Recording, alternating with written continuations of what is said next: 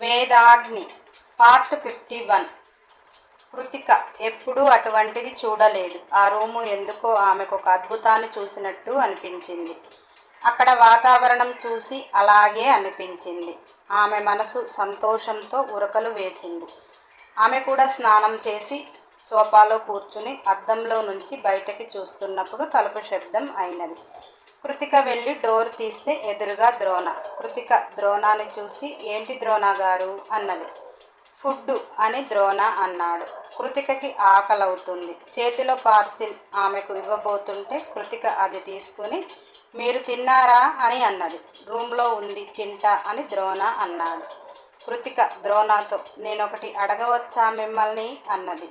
ఏంటి అన్నట్టు ద్రోణ చూశాడు. నాకు కొత్త ప్లేసు, అసలు ఇక్కడ కాసేపు కూర్చొని వెళ్తారేమో అన్నది. ద్రోణ విచిత్రంగా చూశాడు. కృతిక వెంటనే గడుసుగా, నేను వేరేలా అనలేదు. భోజనం చేసేటప్పుడు ఒక్కదానికి నాకు తినబుద్ధి కాదు, అందుకు మీరు కూడా కలిసి ఇక్కడ తింటారు అని మాత్రమే అడిగా అని చెప్పింది. ద్రోణ నవ్వుతూ, వేరేలా అంటే అన్నాడు. కృతిక చేతిలో పార్సిల్ తోటే దండం పెడుతూ విసురుగా సోఫాలో కూర్చుంది. ద్రోణ తన రూమ్లోకి వెళ్ళి తన పార్సిల్ తెచ్చుకున్నాడు. ఇద్దరు కూడా సోఫాలో కూర్చొని బయట మంచుని చూస్తూ పార్సిల్ ఓపెన్ చేశారు. కృతిక ఆ పార్సిల్లో చూసి, ఇది ఎలా తింటారు? ఇంత అందమైన ప్లేస్లో చక్కగా మనం చేతి వంట తింటూ ఎంజాయ్ చేస్తే బాగుంటుంది అని కృతిక తన ఫ్లోలో తను మాట్లాడుతూ వెళ్ళిపోతుంది. ద్రోణ, ఇక్కడ కూడా అరేంజ్ చెయ్యనా వంటకి అన్నాడు. కృతిక తలెత్తి మెరిసే కళ్ళతో, ఆ పని చెయ్యి బాబు, నీకు పుణ్యం ఉంటుంది. నాకు ఈ తిండి తినాలంటే నా వల్ల కాదు. అయినా కానీ అక్కకి ఇటువంటివి పెట్టకూడదు అని తనకంటే ముందు వేగ్ని గురించి ఆలోచిస్తుంది. ద్రోణ, ఈ పూటకైతే తిను, రేపటి సంగతి రేపు చూద్దాం అన్నాడు. అలాగే అని కష్టంగా తింటుంది. ద్రోణ సింపుల్గా తిని అక్కడ పెడితే కృతిక నోట్లో పెట్టినప్పుడల్లా కక్కు వస్తున్నట్టే వికారంగా తింటుంది.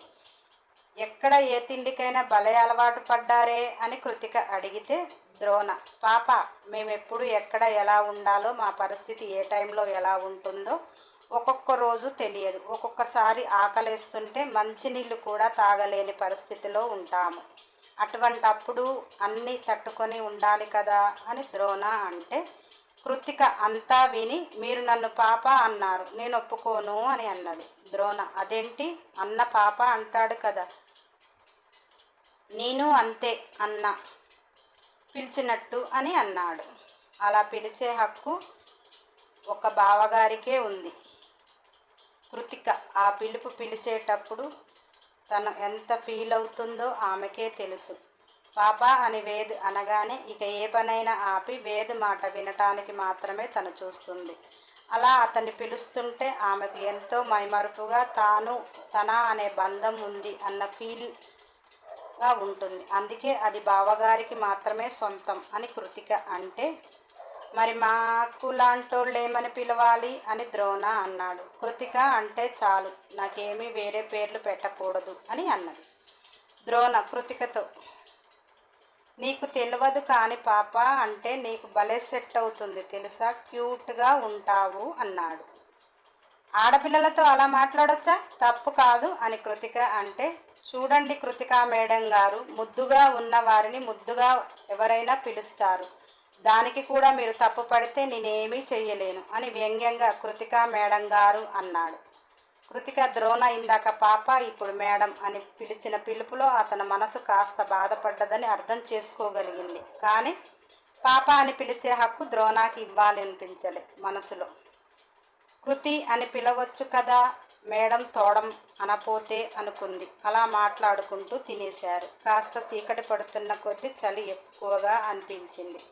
అబ్బా, ఇంత చలిలో ఇక్కడ వారు ఎలా బ్రతుకుతారో అని కృతిక అన్నది. ద్రోణ, ఇక్కడికి సింగిల్గా వచ్చే ప్లేస్ కాదు ఇది అని అన్నాడు. అర్థం కాక అంటే అన్నది. ఈ ప్లేస్కు పెళ్లి చేసుకొని జంటగా వచ్చే ప్లేసు అన్నాడు.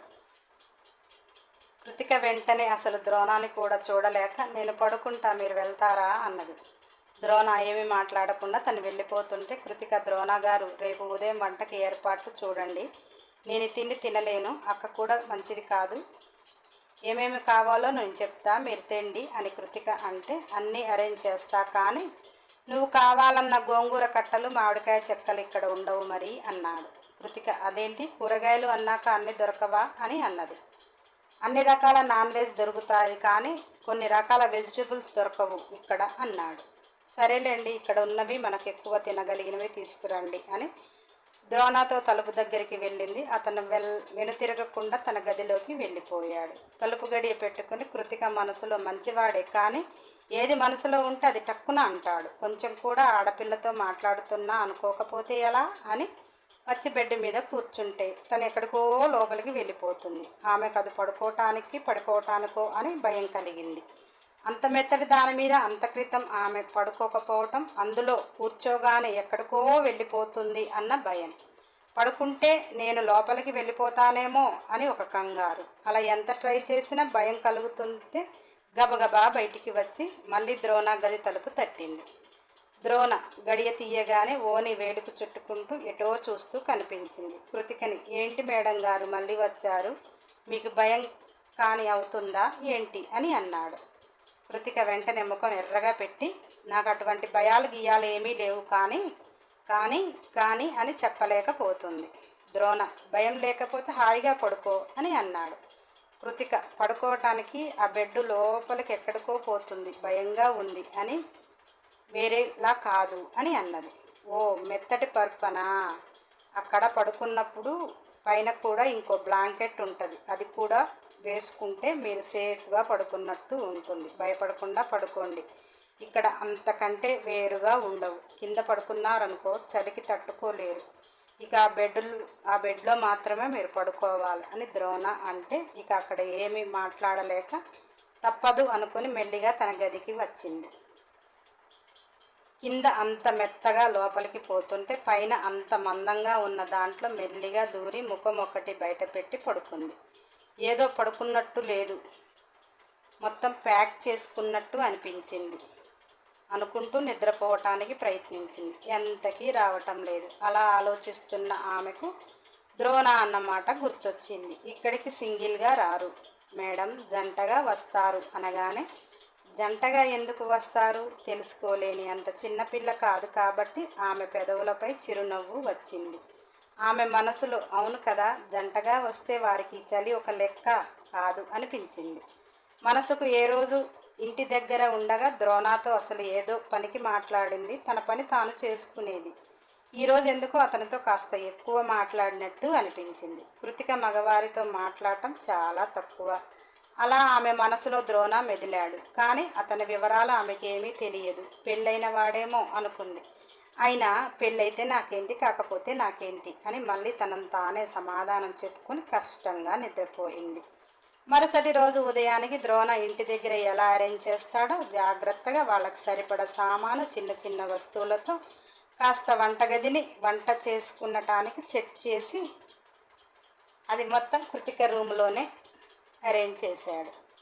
ద్రోణకి కూడా వేగ్నికి మంచిది కాదని, హెల్తీగా ఉండాలని జాగ్రత్తగా వంటగది సెట్ చేశాడు. ద్రోణ వేద్ గది తలుపు కొట్టాడు. వెచ్చటి కౌగిలిలో ఇద్దరు లోకాన్నే మర్చిపోయి ఉన్నారు. అంతటి చలిలో కూడా ఒక్కటిగా పడుకున్న వారికి అసలు చలి అనేది వారి దరిదాపుల్లో లేదు. అక్కడ ఉన్న వాతావరణం, వారు పడుకున్న మంచం వారిద్దరిని ఏదో లోకంలో ఉంచినట్టు అనిపించింది. ఈ ప్రపంచంలో వారిద్దరు తప్ప ఎవరూ లేరు అన్న ఇదిగా ఉంది. అలా పడుకున్న వారికి తలుపు శబ్దం వినవచ్చి వేద్ టైం చూశాడు. 7, చాలా లేట్ అయింది అని లేచి తలుపు తీశాడు. వేద్ వంటిపై బాక్సర్ తప్ప అంత చలిలో ఒక్కటి కూడా వేసుకోకుండా తను వచ్చి తలుపు తీయగానే ద్రోణ వేద్ని చూసి కళ్ళు పక్కకు తిప్పి, అన్న అది ఫుడ్ ఆర్డర్ ఏమీ పెట్టవద్దని కృతికా మేడం గారు ఆర్డర్ అన్నాడు. వేదు ఒక్కసారిగా ఆశ్చర్యంగా చూస్తూ ఎవరు అన్నాడు. అప్పుడు కానీ ద్రోణకి అర్థం కాలేదు. రాత్రి పాప అంటే వద్దన్నదని కోపంతో మేడం గారు అన్నాడు కదా, అది ఫ్లోలో వేద్ దగ్గర చెప్పేశాడు. ద్రోణ సర్దుకుని, కృతిక అన్న వదినకి బయట ఫుడ్ వద్దని గోల చేస్తుంది, అందుకే అన్నీ అరేంజ్ చేశాను అని ద్రోణ చెప్పగానే, ఎక్కడ అరేంజ్ చేశావు అన్నాడు. కృతిక రూమ్లో సెట్ చేశా, తెమ్మంటే ఇక్కడికి తెస్తుంది, లేదా మీరు వస్తానన్నా ఏం లేదు, అందుకే చెబుదామని వచ్చాను అని అంటే, వేదు ఫ్రెష్ అయ్యి ఇద్దరం అక్కడికి వస్తాము అని చెప్పి రూమ్లోకి వెళుతూ ద్రోణ కానీ కృతిక కానీ వారిద్దరిని ఎంత కేరింగ్గా చూసుకుంటారు వేదికి బాగా అర్థమైంది. ద్రోణతో చాలా రోజుల పరిచయం, డబ్బు కోసం ఆలోచించేవాడు కాదు. నా అనే బంధాలు లేక వేద్ దగ్గరికి చేరిన దగ్గర నుంచి వేదిని ఒక అన్నలా కాపాడుకుంటూ తన ప్రాణాలడ్డేసి వేదిని రక్షించిన రోజులు చాలానే ఉన్నాయి. వేదు వద్దకి మరణం రావాలి అంటే తనను దాటి రావాలి అనే మనస్తత్వం ఉన్న మనిషి ద్రోణ. కృతిక గురించి అయితే అసలు ఎలా చెప్పాలో కూడా తెలియని ఒక బంధం. ఆమె మనుషులను ఎంత బాగా చూసుకోగలుగుతుంది. ఆమె ఎవరో కానీ ఒక ఆరాధన, ఒకలాంటి ప్రేమ మూలాన ఆమె వీళ్ళలో కలిసిపోయి విడదీయలేని బంధంలా తయారైంది. వేగ్నిని ఎంత జాగ్రత్తగా చూసుకుంటూ వేగ్ని మిస్ అయినప్పుడు ఎంత ఆందోళన పడింది, తనను ఎంతలా మార్చటానికి ప్రయత్నించింది, తన ప్రాణాలు పణంగా పెట్టి వారిద్దరి గురించి ఎంతలా ఆలోచించింది. వేద్ ఇద్దరి గురించి ఆలోచిస్తూ ఇద్దరి మధ్య ఏదో తేడా కొట్టింది. అందుకే ఇందాక ద్రోణ మేడం గారు అన్నాడు. అంటే ఏదో గడుసు పిల్ల గడుసుగా అని ఉంటుంది. ద్రోణ మనస్తత్వం తెలుసు. ఏదైనా ఆపరేషన్ చెయ్యాలి అంటే ప్రాణాలను ఎలా తెగించి చేస్తాడో ఆడపిల్ల దగ్గర కాస్త దూరంగానే ఉంటాడు. అలా అని సిగ్గు అది ఇది కాదు, ఆడవారికి గౌరవం చాలా ఇస్తాడు. అలాంటి మనిషిని గడుసు పిల్ల ఏమన్నదో మనసుకు నొచ్చుకుని కృతిక గారు అంటున్నాడు అంటే అని పెదవులపై చిరునవ్వు వేదికి. ఏదేమైనా ఎక్కడ ఉన్న ద్రోణ కృతిక వారిని చూసుకునే విధానానికి మాత్రం ఫిదా. అలా వెళ్ళి వేగ్నిని లేపాడు. చల్లని ప్రదేశం. వేద్ పొందులో ప్రశాంతంగా పడుకున్న ఆమెకు బద్ధకం తయారైంది. వేగ్ని అబ్బా నా వల్ల కాదండి అంటూ అటు తిరుగుతుంది. వేదికి అర్థమైంది తను చలికి పడుకోవటం వల్ల ఆమె శరీరం బద్దకించింది అని. ఇక అలా లేవదు అని బ్లాంకెట్లో దూరి సరసాలు మొదలుపెట్టాడు. వేగ్ని ఆ సరస సల్లాపాలకి వేగ్ని మైండ్ మేలుకుంది. పొగమంచుల కమ్మిన ఆమె శరీర బరువు సూర్యకిరణాల తాకిడికి తప్పుకున్నట్టు అనిపించింది. ఆమె కూడా అతనిని అల్లుకుపోతుంది. అలా ఇద్దరు ఒకరికి ఒకరు ఎంతో చక్కగా గుడ్ మార్నింగ్ చెప్పుకున్నారు. ఇద్దరు మనసులు తనువులు తేలికపడ్డాయి. అంత చలిలో ఇద్దరికి వంటికి పట్టిన చెమటలు ఒకరిని ఒకరు చూసుకుని నవ్వుకున్నారు. మార్నింగ్ ఎక్సర్సైజ్ ఇద్దరికి సరిపోయింది. ఫ్రెష్గా స్నానం చేసి ఉదయం సూర్యుని వెలుగులలో బయటికి వచ్చారు. చల్లని మంచు తెరలు తప్పుకుంటుంటే సూర్యకిరణాలు మనసుకు హాయినిచ్చింది. వేగ్ని వేద్ కృతిక దగ్గరికి వచ్చారు. ఇంటి వంటలు మొదలు. అందరూ కాఫీలు తాగి వేగ్ని కృతికకి వంటలో సహాయం చేస్తా అంటే బలవంతంగా తీసుకుని వచ్చి సోఫాలో కూర్చోబెట్టి నలుగురికి వంట చేయటం నాకు పెద్ద లెక్క కాదు అన్నట్టు వేదు పక్కన కూర్చోబెట్టి వెళ్ళింది. వేదు వేగ్నితో పాప నిన్ను వంట చేయనిస్తుందని వెళ్ళావా అని అంటే వేగ్ని నవ్వి ఊరుకుంది. వేగ్ని ఇష్టంగా తినే వంట చేసి ఒకటే ప్లేట్లో పెట్టుకుని వచ్చి వేద్ చేతికి ఇచ్చింది. కృతిక వేద్ చిరునవ్వుతో తీసుకుని వేగ్నికి తినిపించి తాను తిని వెళ్ళిపోయాడు. వేగ్ని వేద్ ఉన్నారని ద్రోణ అక్కడికి రాలేదు. కృతిక కొద్దిసేపటి తర్వాత ద్రోణ దగ్గరికి వెళ్ళి మీకు ఇక్కడికి పంపించమంటారా వస్తారా అని అన్నది. మొహమాటం ఎందుకులే, అన్నీ మోయటం ఎందుకులే అన్నట్టు వస్తాను పదండి మేడం గారు అన్నాడు. కృతిక చివ్వున ధ్రువ కళ్ళల్లోకి చూసింది. ధ్రువ మనసులో కాలుతున్నట్టుంది లోపల అనుకున్నాడు.